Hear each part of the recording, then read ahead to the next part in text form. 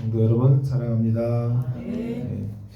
오늘 부활주의를 맞이해서 어떤 날보다도 가장 복된 날이라고 생각합니다. 그리고 우리의 믿음과 신앙심이 또 간절해지고 또 우리의 신앙심에 대한 어떤 결정체가 이 부활절의 의미라고 생각합니다.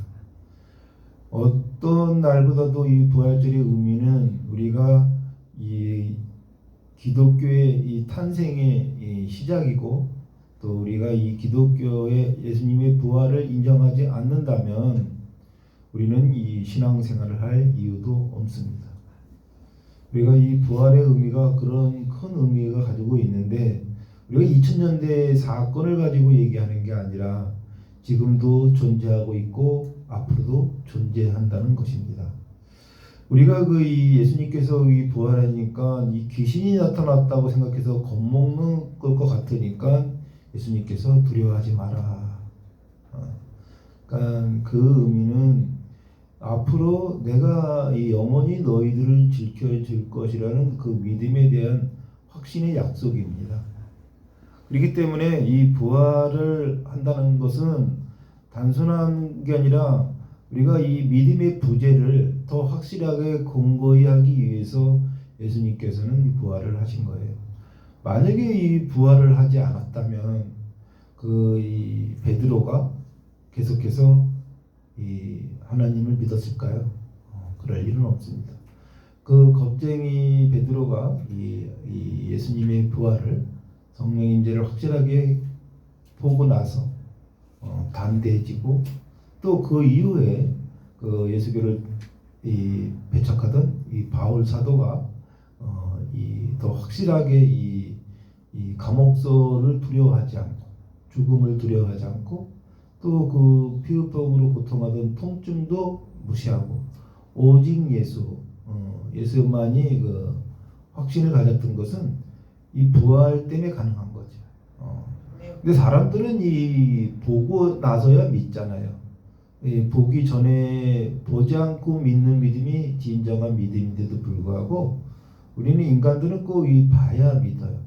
우리가 비신자들이 우리 교회 다니는 사람들을 보고 야 니네 하나님이 어디 있느냐, 니네 하나님이 그렇게 능력자인데 왜 아들은 죽였느냐 등 이렇게 조롱 섞인 말로 빈잔을 하고 또 그렇게 하나님을 믿는 네 삶을 이렇게 그렇게 공공하냐, 너네 하나님은 도대체 어디 있길래 그렇게 이 공공한 삶을 방치하냐라는 등 비난과 조롱 섞인 말들을 우리 예수님을 믿는 분들에게 말합니다.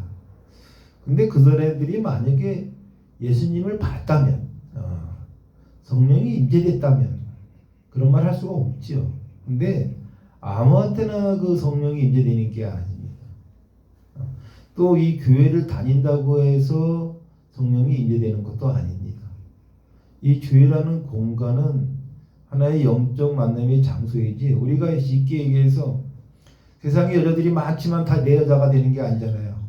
세상에 남자들이 다 많다고 내 남자 되는 거 아니고 세상에 돈이 넘쳐나도 그 돈이 내 돈이 되는 게 아니지 않습니까?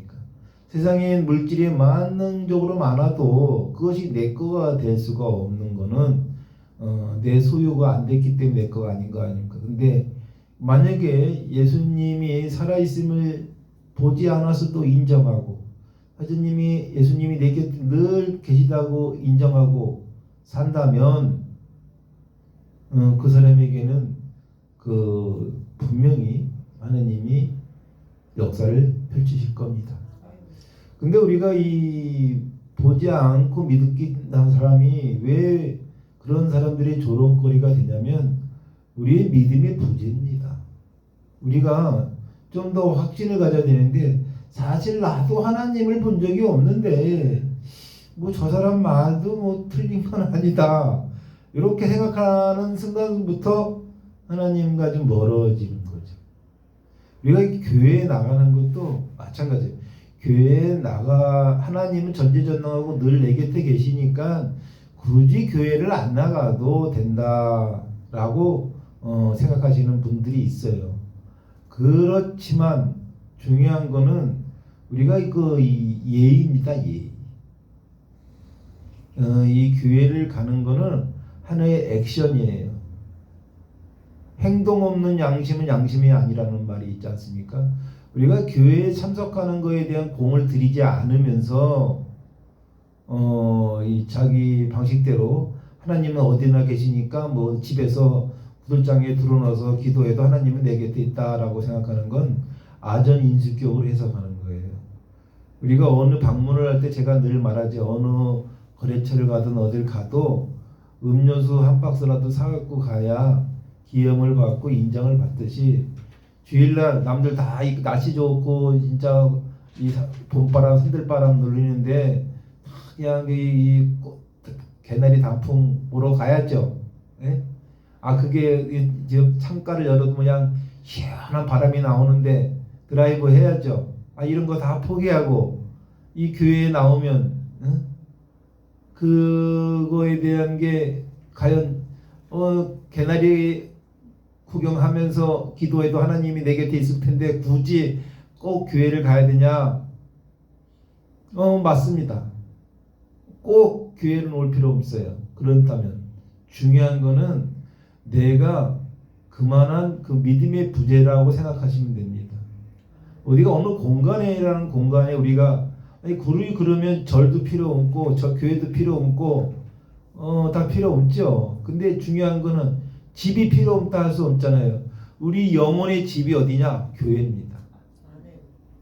우리 육신의 집은 우리가 알고 있는 집이지만 우리 영혼의 집은 교회입니다. 그래서 꼭 저희 교회가 아니더라도 어느 교회라든지 주일은 가셔야 됩니다.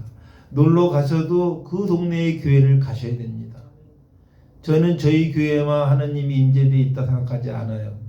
어느 교회든지 다 있습니다. 단지 어디를 놀러 가도 그 교회는 가시라. 그것이 바로 이 하나님과의 인연을 끊지 않는 거고 하나님에 대한 예의입니다. 예의 바른 사람은 인간들도 상냥하고 배려를 하는데, 하물며 이 전지전능하시고 인자하시고 사랑스러운 하나님께서 저 예의 바른 자식을 어떻게 안 예뻐할 수 있겠습니까?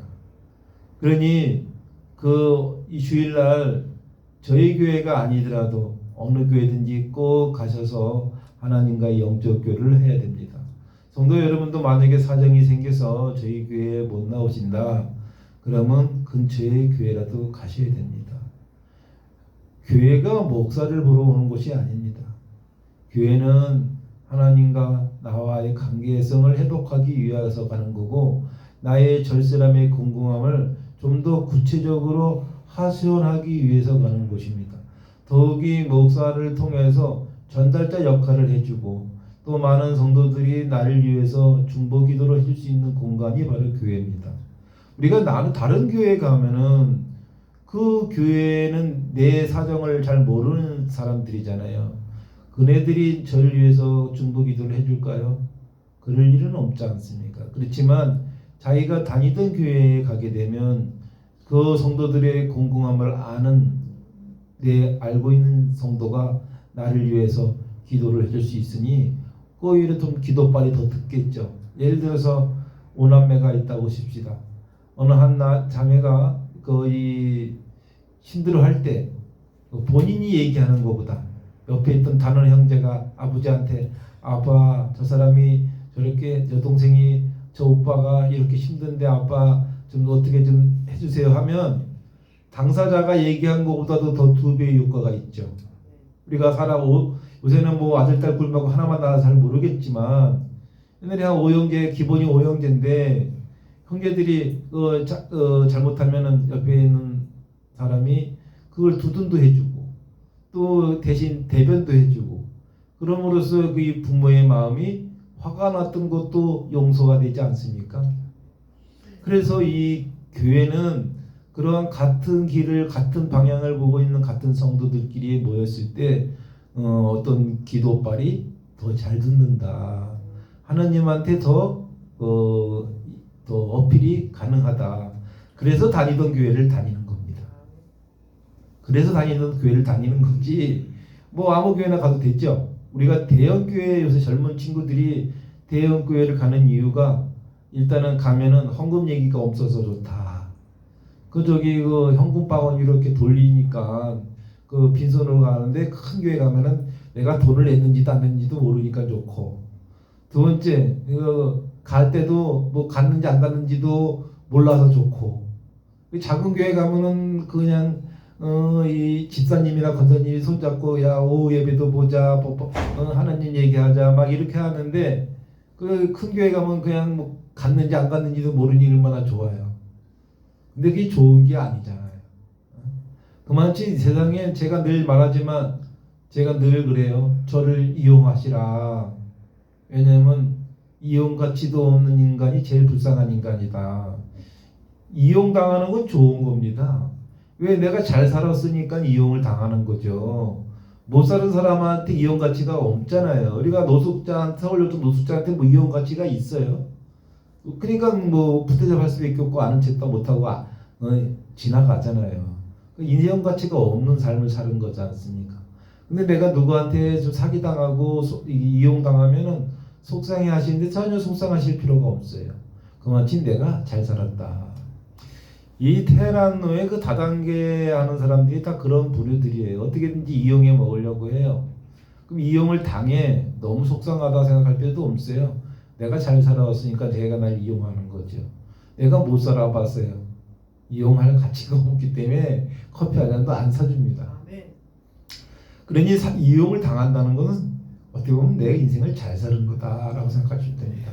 제가 오전 예배 시간에 분명히 말씀드렸죠. 내 마음이 결국은 세상을 나쁘게도 보고 좋게도 본다. 세상 사람이 나를 욕해도 그게 욕으로 들릴 수 있는 건 그만큼 내가 곤궁한 겁니다. 평안하지 못한 거예요. 내가 평안해지면 세상이 다 편안해지기 때문에 이 성철 스님께서 하신 말씀이 있죠. 산은 산이고 물은 물이로다. 세상이 너 눈을 감고 세상을 어둡다 하지 말아라는 뜻입니다. 우리가 이 본 게 다 본 게 아니거든요. 들은 게 다 들은 게 아닙니다. 근데 우리는 보고 들은 것 갖다가 맹신을 해요. 화려하게 옷을 입었으니 저 사람은 돈이 많을 거야. 빈 껍데기일 수도 있습니다. 좋은 차를 타고 다니고 좋은 집에 산다고 해도 그것도 빈 껍데기일 수가 있습니다. 사기쳐서 부자가 됐는지 열심히 돈을 벌어서 부자가 됐는지 모르잖아요. 근데 제가 맨날 그 설교 시간에 사기 얘기를 많이 하니까 좀 그런데, 자, 저는 우리 성도 여러분이 잘 살길 바라기 위해서 하는 말씀이에요. 왜냐하면 딱 사람을 보면 겉을 보지 마세요. 그 사람의 행동을 보십시오. 럭셔리하고 품위가 있는 사람은 옷을 허술하게 입었어도 품위가 있게 말을 합니다. 교만하고 이 사치스러운 사람일수록 천박하게 그지가 없어요. 이 사람의 품격은 외모에서 오는 그 옷이 아니라 그 외모에서 오는 그 사람의 말과 행동입니다. 허술하게 입었어도 말이 점잖고 교양이 있고 이 친절하면 그 사람은 인격이 된 사람이고, 아무리 화려하게 옷을 입고 명품의 명품차를 타고 다녀도 말에서 교양이 없고 교만한 사람은 얼마 못 가서 무너집니다. 지금은 화려할지 몰라도 그 오래감이 지속되지 못해요. 이게 누구 얘기 같습니까? 제 얘기입니다. 네. 거만함과 교만함은 오래가지 못한다. 저는 이 설교 시간에 항상 제 경험이 섞이지 않고 제가 느끼지 않고 내가 경험하지 않은 얘기를 설교 시간에 하지 않습니다. 저는 교만했던 과거가 있어요. 하나님이 한 방에 일으켜주기도 하지만 한 방에 훅 가기도 합니다. 우리는 그런 믿음이 경험에서 얻지 마십시오. 그런 경험은 안 하고 얻으셔야 됩니다. 논어에도 그런 말이 나와요. 우리 잠언서에도 그런 말이 나와요. 이 논어 잠언서를 보다 보면 어떤 때는 논어를 보는 것 같기도 하고, 논어를 그전에 이 신학을 공부하지 않을 때 저는 논어를 거의 껴 살고 살았었어요. 제가 논어를 끼우고 살았던 이유는 그 이병철 회장의 호암 자전이라는 그 이병철 회장의 자서전이 있습니다. 이병철 자서전에 나와요. 그 양반이 그 이 논어책을 그 벽에 밑에 항상 끼고 살았다고 합니다. 경영 철학입니다. 그 이병철 회장의 경영 철학이 논어예요. 제가 그 호암 자전을 18살 때 그걸 읽고 나도 그런 호암 자전이 되겠다 생각해서 논어책을 20대 때 끼고 살았던 것 같아요. 나중에 이제 신학 공부를 하니까 논어의 얘기가 바로 이 성경 잠언서에 나오는 얘기들이더라고요. 거기서 뭐라고 합니까? 우리가 이 교만한 자는 곧 멸망할지라. 우리가 이 교만하다는 것은 당신은 몰라요. 본인이 교만하다고 생각하고 교만한 사람은 없습니다. 교만하다고 생각하고 교만한 사람은 없어요. 이해심이 없다고 생각해서 이해심 없는 사람은 없습니다. 배려를 나는 잘한다고 생각하고 있는데 남들 볼 때 이기심이 있는 자고, 나는 겸손하다고 생각하는데 남들이 나를 교만하다 하는 거예요. 이거를 명심하셔야 됩니다. 어느 누가 다 도둑놈이 자기를 도둑놈이라 하지 않듯이 자기가 교만한 자임에도 불구하고 자기가 교만하다고 생각하지 않아요. 당당하다고 생각합니다. 당당한 건 좋은 거잖아요. 그러니까 본인이 당당하다고 생각하지 교만스럽다고 생각하지 않고 행동을 해요. 우리가 이 봉사를 하는 때 테레사 수녀께서 난 이거 봉사하는 거야 라고 봉사하지 않으셨어요. 이게 봉사를 한다고 생각하고 봉사를 하면 그건 노가다가 됩니다. 일이 돼요. 웍입니다. 봉사를 은혜라고 생각해야 가능합니다. 은혜, 제가 늘 말씀드리지만 배려는요, 여유 있는 자만이 가능한 겁니다. 배려는 힘 있는 자만이 가능한 겁니다. 능력이 없는 자는 배려할 수가 없어요. 지 자신도 못 거리는데 누구를 배려하겠어요? 근데 사람들은 어떻게 해요? 배려 있는 자는 마음이 어질고 약한 자다. 배려하는 자는 힘이 없어서 배려한다. 우리는 학적실 학폭일 때 그렇잖아요.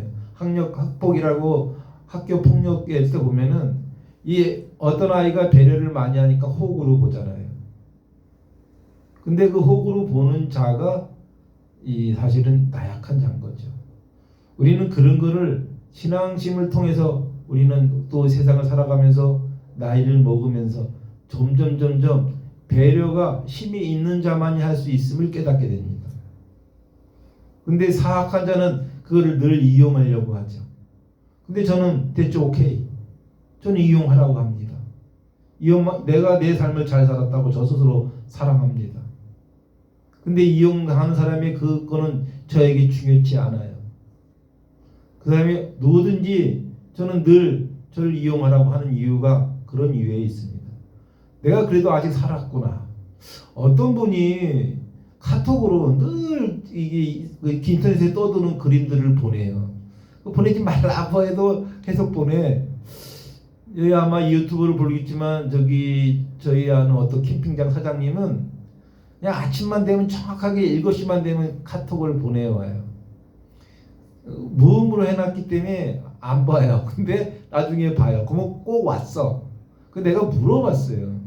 아니 사장님 그거 맨날 그거 왜 보내세요? 그랬더니 회장님이 이거를 읽으면 무탈하신 거를 확인하는 겁니다.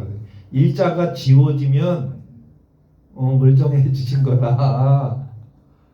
그러니까 저의 안녕을 위해서 보낸대요. 그러니까 일자가 안 지워지면 불안하시대요. 머리가 아프신가 하고. 그래서 내가 항상 그분 거는 그전에는 무음으로 해놨다가 지금 다시 소리를 나게 했어요. 아니 내가 걱정돼서 보내는 건데 나는 그거를 귀찮아했잖아요. 근데 그분이 내가 일자가 안 지워지면 늦게 일어나셨나? 저 원래 7시 안 일어나거든요. 근데 그러면 꼭 7시에 보내요. 저희 걱정을 하는 거죠. 우리 예수님이 그렇습니다. 우리 예수님이 우리는 시련을 줘요. 왜 시련을 주겠어요? 너는 좀 더 큰 일을 할 거니까 지금은 이런 시련을 감당할 수 있어야 돼 라고 하시는 겁니다. 지금 우리 고난을 주고 있어요. 지금 너희 고난은 영광을 위한 거야 라고 하는 겁니다. 그렇게 달게 생각하면 지금의 고난이 영광이 되지만 왜 하나님은 나에게 이런 시련만 주냐? 그러면 너는 아직 덜 단련됐다 하고 계속 시련을 줍니다. 이거는 제 얘기예요. 저는 이 간증입니다. 성도 여러분, 지금 힘드십니까? 그러시면 이거는 나에게 믿음의 힘을 더 강건하게 해주시고 어떤 어려움이 네 앞에 올 때 그 어려움을 이기라고 담대함을 주시는 겁니다라고 생각해 보십시오. 저희 교회가 성도가 늘었다 줄었다 고무줄처럼 스프링처럼 왔다 갔다 합니다. 너무너무 할렐루야입니다. 왜 그럴까요? 주님께서 하나님께서 너의 그 신앙에 대한 그 이 긍지를 더 심어주시는구나. 저는 그렇게 생각해요. 성도가 많으면요 저는 불편해요. 성도가 없으면 저는 편안합니다. 그래서 저는 오히려 할렐루야입니다. 육신은요 그렇지 않습니까? 마음은 또 어때요? 10명한테 신경 쓰고 5명한테 신경 쓰면 아무래도 좀 여유가 생기잖아요. 어떤 성도의 공공함도 이렇게 좀 더 챙겨줄 수가 있잖아요. 10명이면 10명에 대해서 고민해야 되고 100명이면 제가 우리 성도들을 나눠주려고 저기 그 안마기를 갖고 와갖고 지금 40대를 갖고 왔는데 지금 몇 분 못 나눠줬잖아요. 그러니까 그 사람들도 그 사람들 복을 차는 거지만 저는 그래도 안마기를 저희 회사에서 우리 사장한테 40개를 갖고 와서 처음에 20개를 갖고 왔는데 한 20개 더 있어야 될 것 같다 그래서 40개를 갖고 왔어요. 근데 많이 남았어요. 저는 우리 성도들이 늘 저랑 같은 방향을 보고 같은 그 하나님과 같은 그 우리 신앙의 가치관을 가지고 믿음의 길로 갔으면 좋겠어요. 그리고 늘 제가 바라지만 어떠한 이 담임 목사인 저를 이용하기 위해서 오는 건 좋지만 성도들 이용해서 오려는 성도는 안 왔으면 좋겠어요. 왜냐하면 그분들은 저만큼 아직 이 멘탈이 약한 것 같아요. 상처를 받을 수 있어요. 그래서 좀 어떤 일이 있으면 항상 저를 이용할 가치가 있다 생각하시고 오셨으면 좋겠어요. 우리가 이 믿음도 그래요. 우리가 예수님만 보고 와야지 뭐 다른 걸 보고 오면은 그 신앙생활이 안 됩니다. 오늘 부활절입니다. 우리 성도 여러분의 그 정신의 새로운 부활이 되시기를 축원합니다. 늘 사는 삶이 건강하도 그거에 대해서 감사할 수 있어야 됩니다. 감사하지 않으면 은혜가 오지 않아요.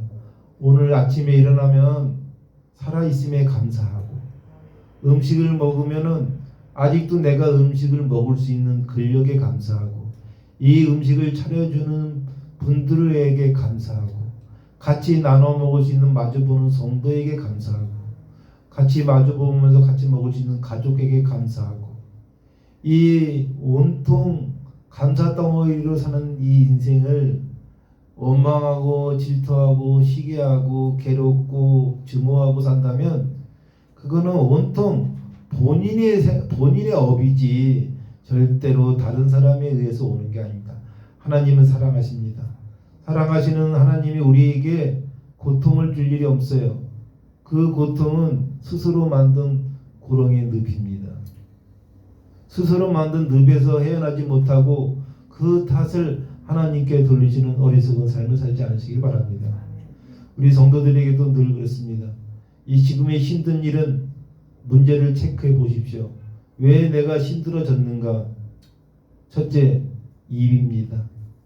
모든 화근은 입에서 옵니다.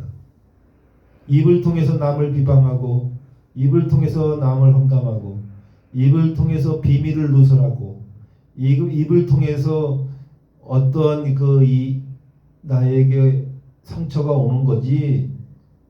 내가 입만 조심하면, 우리 그럼 아무 말도 안 하면 아무 일도 안 생긴다. 아무 일도 안 해도 아무 일도 없어진다. 그렇죠? 아무 일도 안 하면 아무 일도 안 생기고, 아무 말도 안 하면 아무 애도 욕을 먹을 일이 없어요.